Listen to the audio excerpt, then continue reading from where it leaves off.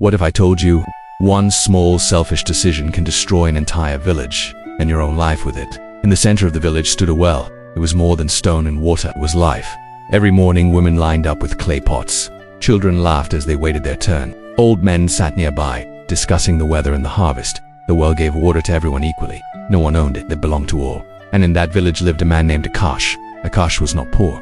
He had a strong house, healthy animals, and a large field. But inside his heart lived a hunger that never felt full. When his neighbor's crops grew well, he wanted his to grow better. When someone bought a new cow, he wanted to. To him, life was a competition, and he had to win. One silent night, while the moon watched from above and the village slept, Akash walked quietly to the well.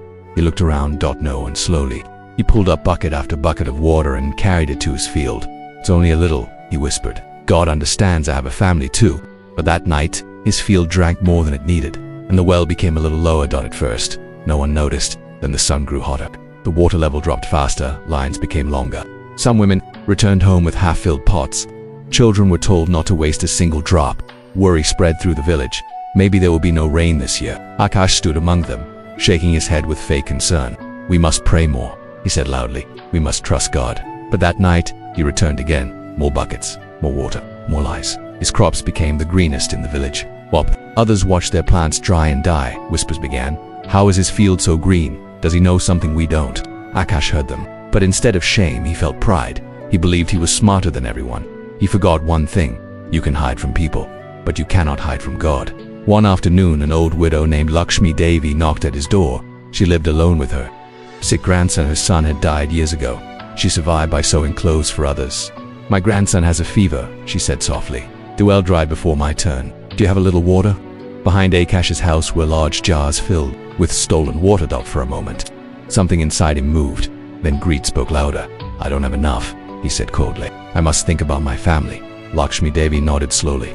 She did not argue. She simply said, may God make things easy for you. And she walked away. Weeks later, the well became empty. Not low, not weak. Empty. The elders gathered under the old tree and made a painful decision. We will dig a new well. One last attempt. If we find water, we live. If not, everything ends. The entire village began digging at a new spot. For 7 long days, they worked under the burning sun. Hands blistered, hope weakened. No water came. Then one morning, Akash walked to his field. He stopped. His heart dropped. The crops that once looked greener than everyone else's were now dry and lifeless. Brown leaves, cracked soil. Insects had eaten the roots. Fungus had spread everywhere. His harvest was ruined. He ran to the jars behind his house and opened one. The smell hit him first. The water had turned dark. Thick green fungus floated on top. Worms moved inside it. The water he stole had rotted in that moment. He understood.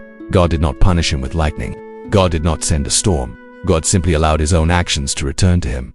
The water he stole became poison. The greed he planted became loss. The lie he spoke became loneliness. Meanwhile, the villagers decided to dig just a little deeper at the new spot. And suddenly, the soil became wet. Someone shouted. They dug faster, and water burst from beneath. The earth clear, cold, abundant. The village was saved. A few days later, Akash walked toward them, weak and broken. I stole the water, he said quietly. I lied. I thought no one would know. But God saw everything. Silence filled the air. Some felt anger. Some remembered thirsty children. Then an elder stepped forward. God has already shown you the result of your choices. You lost your crops. You lost your peace. If God allowed you to realize your mistake, who are we to refuse forgiveness? One by one, the villagers nodded. Someone handed Akash a cup of clean water. No shouting, no humiliation. They chose mercy, and that mercy healed him more than punishment ever could. Akash finally understood. Life is not about taking more. It is about giving, right? Because every drop you send into the world returns to you. You may think no one sees. You may think it is small. But God is the best of witnesses. And life is the perfect mirror. If this story touched your heart, comment karma is real below. And if you believe that one story can change the way a person lives, subscribe for more life lessons that remind us about God, choices, and consequences. Because sometimes, one small story can protect you from one big mistake.